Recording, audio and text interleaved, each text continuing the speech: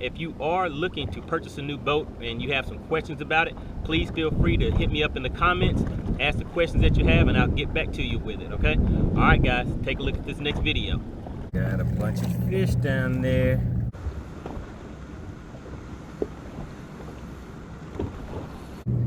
All right, fish right there. Fish right there on sonar. That's what you're looking for on drop shot. Right there. Look at all those fish.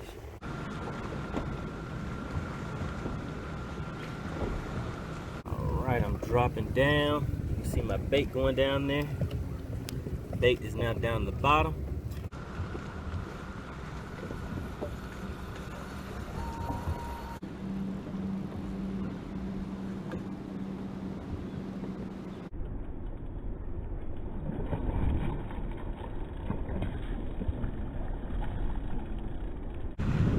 Somebody told me that drop shot catches small fish. All right, real quick, just got that nice largemouth. Want to show you what I saw on my 360 that allowed me to be able to swing over to it and pull him out of there.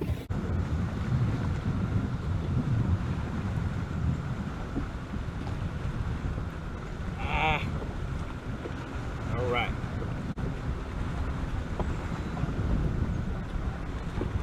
Spot lock will keep me in my location while I go ahead and retie. I keep 3 drop shot rods tied on. I've already broke off 2 of them. Really the main 2 that I use. So I'm gonna go ahead and take this time to retie those 2. And I guess I'll go over and tell you how I set these things up. All right, so the first rod that I use is a Ducket spinning rod, Micro Magic, 6'6", 6 foot 6 inches. Power is medium heavy. So this is the one that I use the majority of the time. The reason I like using a medium heavy is because I'll drop this line directly into brush piles a lot, and I want something with a little extra power to be able to pull those fish out of there. And as you saw in that other video, when I had that fish in that brush pile for about 5-6 minutes and still was able to get him out, I was using Seaguar Red Label fluorocarbon, and I use a leader. So I'll use the main line is braid, generally about 30-pound braid. I'll use High Vis Yellow. I think that comes in a Power Pro. I think that's the brand that I use, but really for that it doesn't really matter to me because it's just a filler line. And I put that to fill the spool up, and then for the leader where I put the fluorocarbon, it's going to be about 20 to 25 feet long. So the water that I fish the majority of the time is going to be water that's 20 to 40, 50 feet deep. So once my fluorocarbon gets completely off the spool, that High Vis Yellow will come off of it, and it will allow me to see my line as it's going into the water. So that way the trolling motor, I can keep my line away from the trolling motor. But of course everybody slips up every once in a while, and it does get caught up in that trolling motor. So again, this is that first setup that I use. Let me just show you the other one real quick. All right, the second setup that I use is also a Ducket. This one is a medium heavy also. It's a 7 foot. It's a little bit longer. The reason I go with that 6'6" the majority of the time because I'm able to stand up right at the trolling motor, and I want to get my pole to be just past the trolling motor blade. So I use that 6'6". Now when I'm sitting down on the seat, because as you can see I have this boot on my leg right now, so this one allows me to get out just a little bit further, and this is the 7 foot medium heavy spinning rod. And the third one that I normally keep is a 6'6" medium. I like that medium because it gives you a little bit more feel, and whenever those fish are a little more finicky, it will allow you to get those fish on there, and they'll hold on to it a little bit longer because they won't really feel that resistance of the tip of that pole whenever you set into it.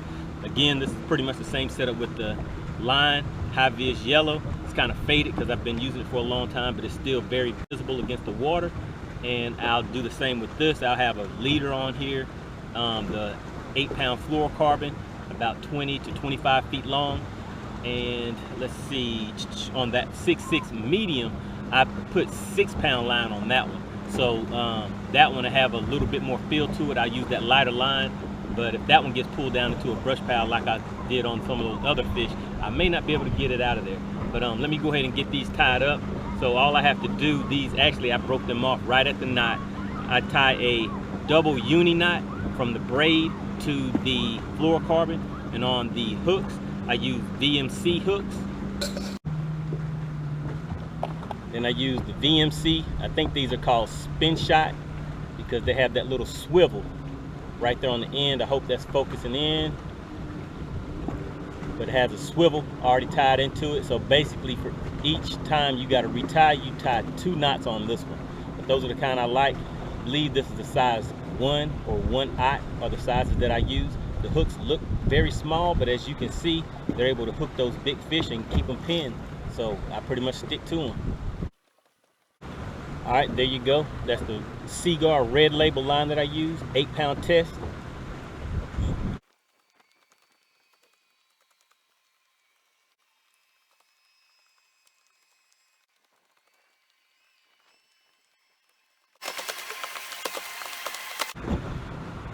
All right, so that's the first knot I tie, basically a polymer knot, and I tie the bottom loop on these spin shot hooks first. That bottom loop, because I tie a polymer on the top also.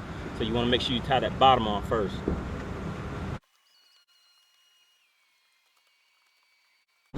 All right, now for the weight, I like to use a 1/2 ounce. Yes, a 1/2 ounce, which surprises a lot of people. But I use that for all applications. The reason why is because I fish a lot of deep water. When I see fish, sometimes they're moving, and I want to get this bait down there right in front of their face before they have a chance to swim off that stream. So I use a 1/2 ounce weight, and it just clips right in there like that. And if I need it to fall slower, I can always just use my thumb or use my fingers to slow the drop of this weight. So there we go. That's pretty much the setup for that. Do the same thing on the other one, and as you can see, that hook kind of spins around on that line, which will eliminate your line twist that you will get on just tying a regular polymer knot. And in the past, for me, whenever I just use a hook that I tie directly to the line, eventually it breaks off. Sometimes at the bottom tag end, or sometimes it would break off and I would lose fish that way. So once I started using these, I didn't have that problem. And the reel of choice for me is the Presidential Fluger reel. These reels are not expensive, but they have an extremely smooth drag. I have never had an issue with catching small fish or large fish with these things. So they're not, like I said, they're not that expensive. And I believe this is the 30 size. They may come in like a 30 or 35, but I believe this is the 30. I like using that smaller reel because, like I said, I never have any issues with them. And they're not that expensive, and they keep me on the water and have always brought the fish to the boat for me. Fluger reels.